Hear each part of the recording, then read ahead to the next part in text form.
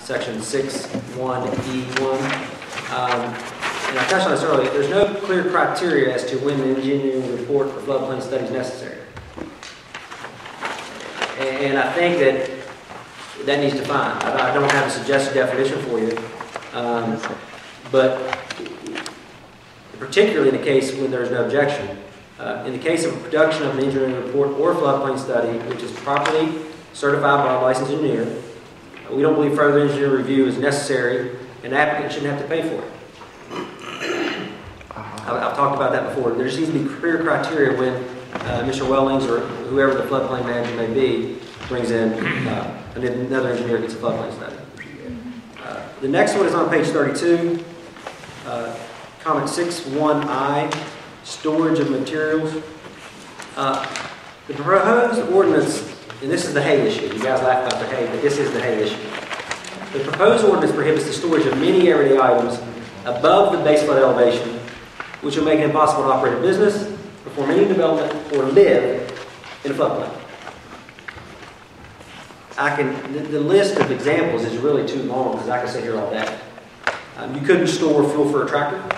You couldn't store fuel for a lawn and garden equipment, ATVs. You couldn't have propane tank to heat your house. You couldn't have a gas grill. You couldn't have oil cans in your garage. You couldn't have fertilizer. You could not have hay. I did bring this up to Mr. Smith. Chemicals for fracking, could you have them? I don't know that you could have anything. What I'm telling you is I'm not sure you could have anything in a floodplain. I don't think it's a hay. Anything that's buoyant. The definition of structure, I thought, took care of that. The definition of buoyant, flammable, explosive, or otherwise may cause harm. I think you need to look at. Yeah, I did. That's what I'm going to say. Because this is FEMA's language. Yeah, and I submitted that question to Kevin earlier today, and the initial gut reaction was, if it's properly anchored, properly flood-proofed, or whatever needs to be done, it should be okay. That's exactly right.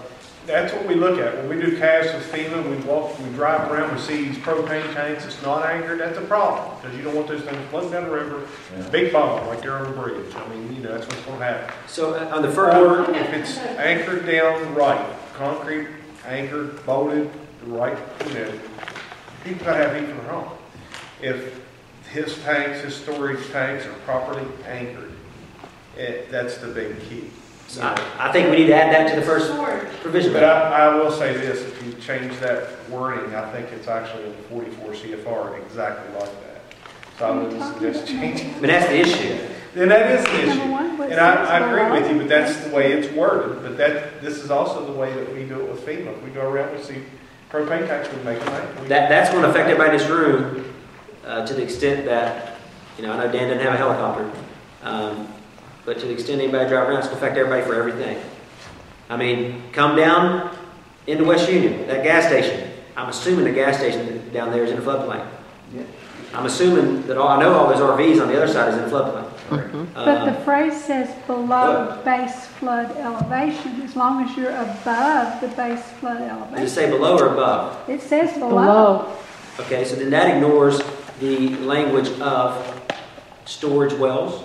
It would ignore buried propane tanks. I represent a company that provides propane gas for homes, and that ignores all that stuff.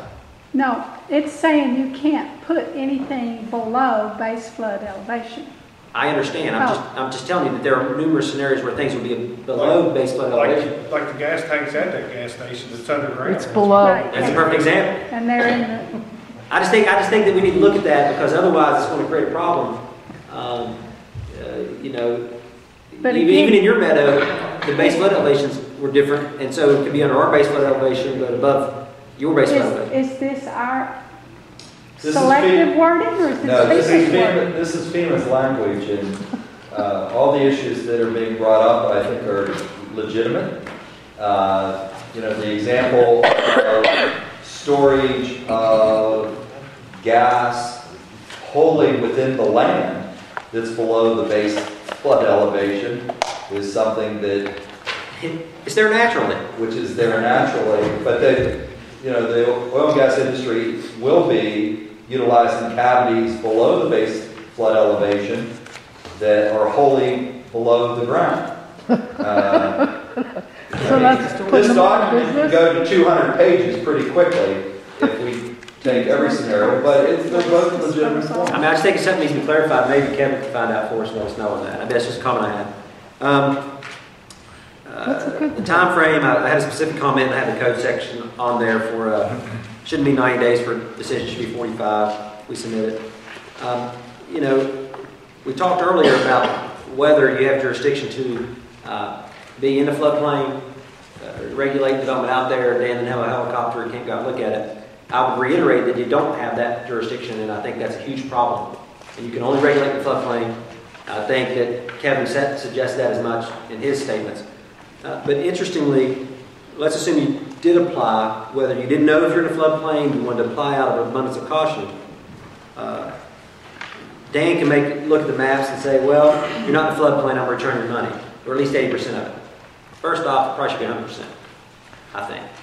Second, there's no time frame when such a decision needs to be made.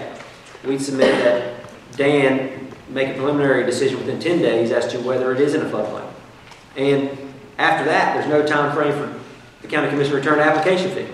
We submit it should be 5 days after the decision has been made that you're not in the floodplain, you get your money back. I mean, that may be something that affects the citizens more than the industry. I mean, like she said earlier, we're doing our homework, we're hiring engineers, we're making these decisions because we're going to spend a bunch of money. But that's the kind of things that will affect you a lot more than it is us. So I think there should be some provisions for that. Comment number 10,